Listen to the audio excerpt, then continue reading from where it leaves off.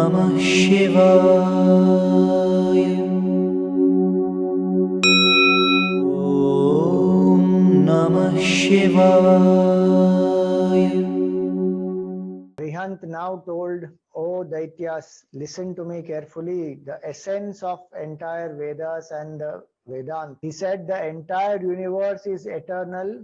There is no creator who has created it. It has come into being on its own and it continues to evolve also on its own, and finally it gets destroyed also on its own. Right from Brahmaji to the blade of grass, every creature is a god unto himself or herself.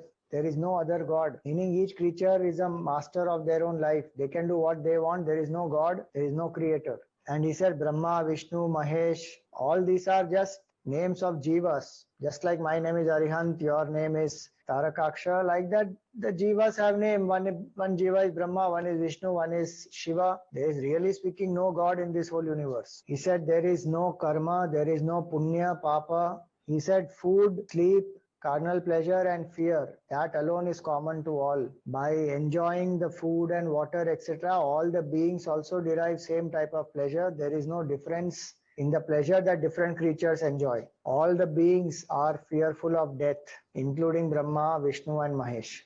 He also put a few values in. He said compassion is very important. Everybody is scared of death, so no jiva should be killed unnecessarily. If one kills any jiva, it is like killing all the three worlds. If one saves a jiva, it is like saving the three worlds. So ahimsa and karuna, these are very important values. All hard work you do to earn wealth, prosperity, etc. is only meant for enjoyment of the 12 senses.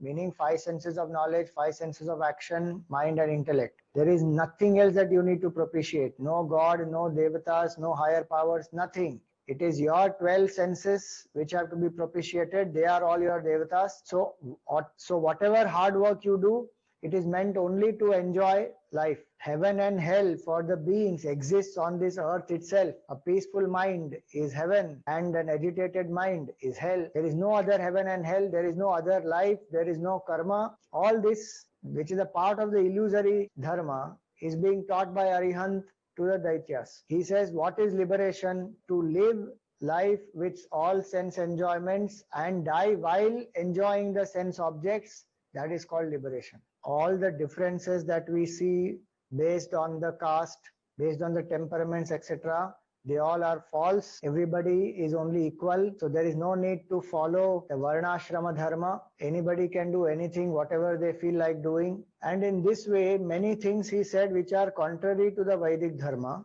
And the Daityas got initiated into this and they got convinced that what Arihant is saying is the truth. So they started desecrating the Vedas and the rituals and various orders in the society, karma theory, everything they started opposing. All the great virtues and values and nobility and tapasya, everything they left, became completely indulgent, left all the worship of the Lord because there is no God. There was a proper Varna Vyavastha. Each one did what they did according to their temperament. Now there was complete anarchy.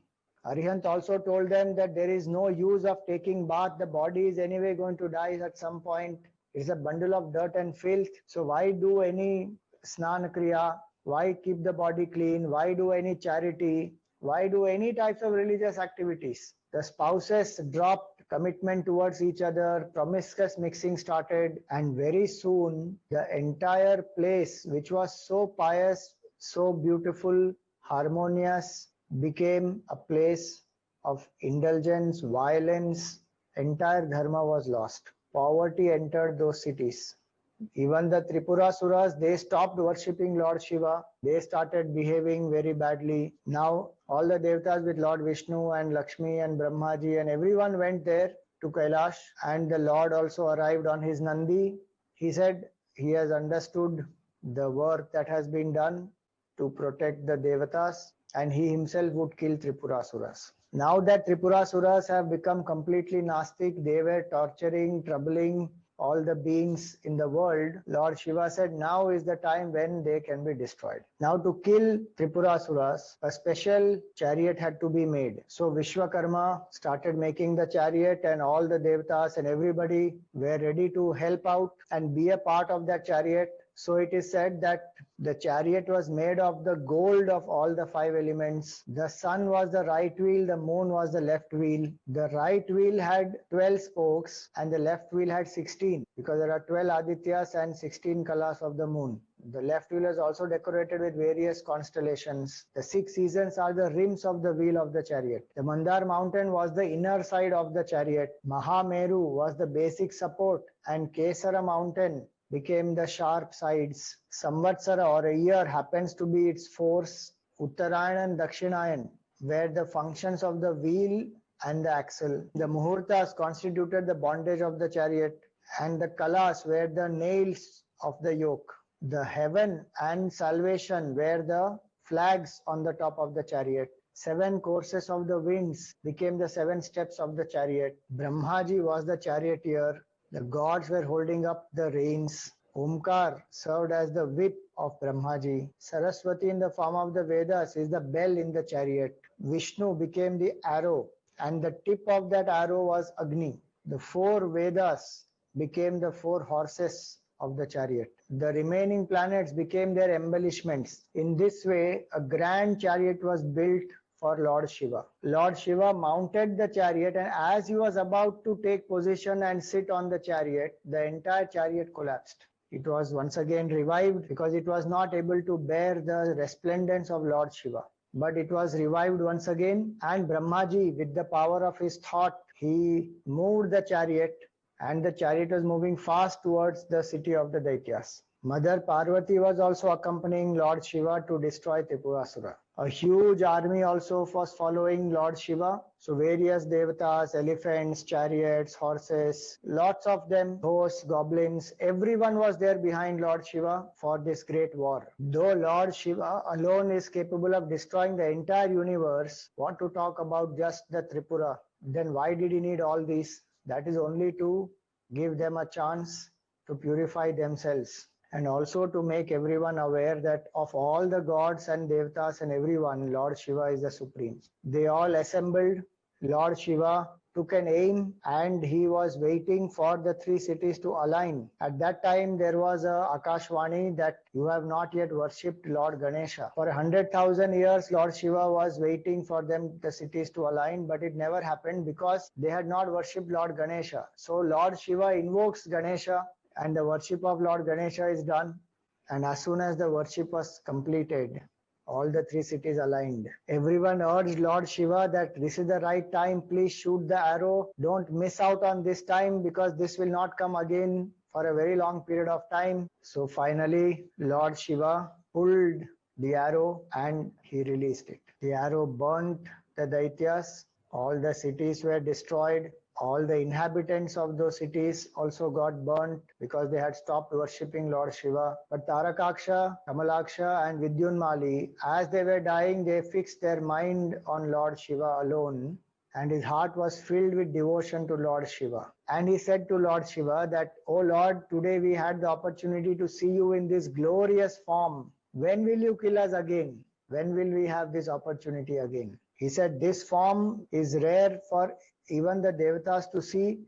You have blessed us with the vision of this form. Please give us the blessing that may we be devoted to your lotus feet forever." With that, all the 3 asuras got destroyed. They were devotees of Lord Shiva actually.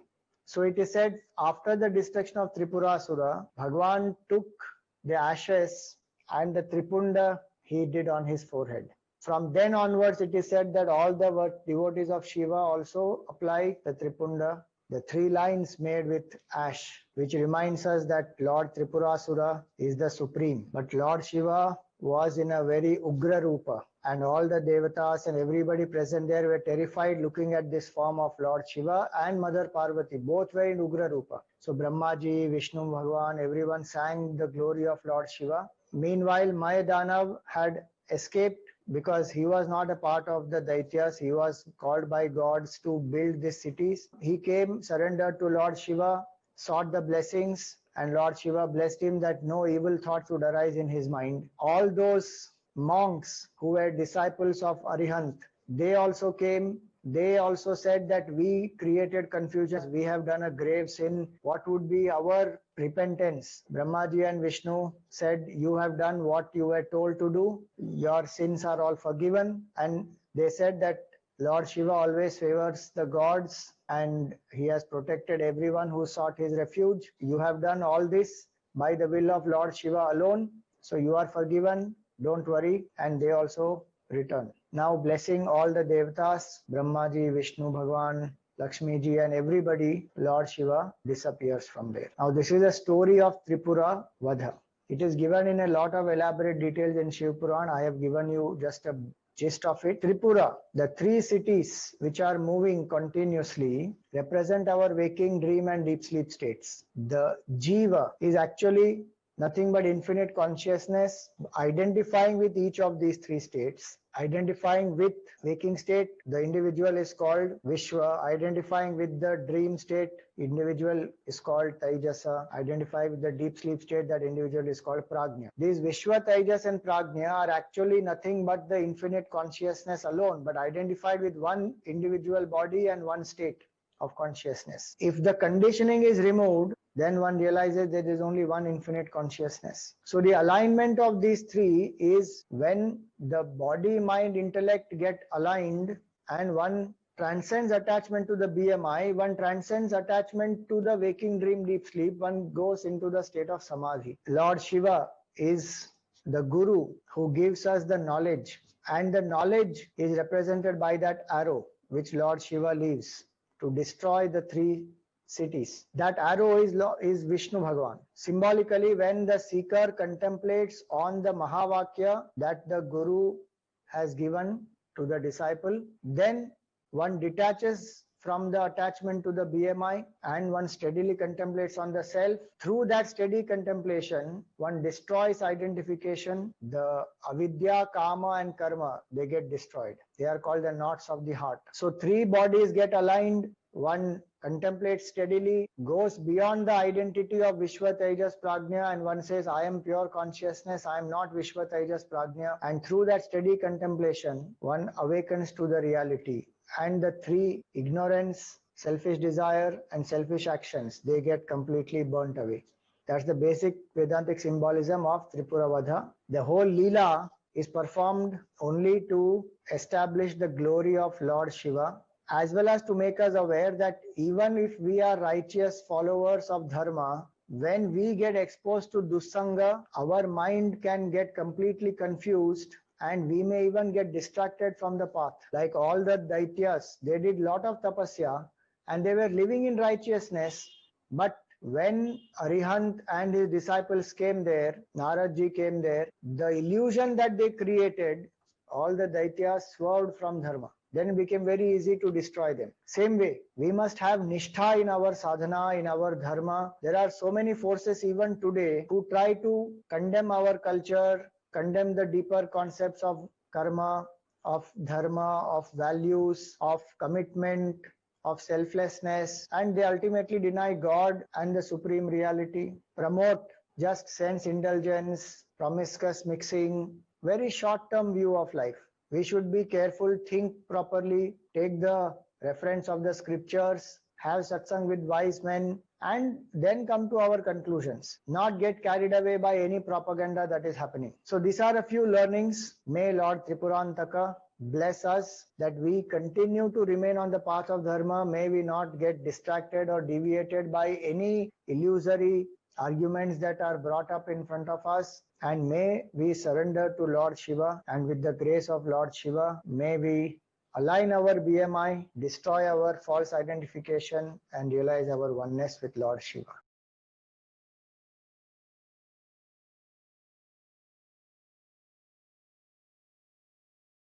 Om Namah Shivaya.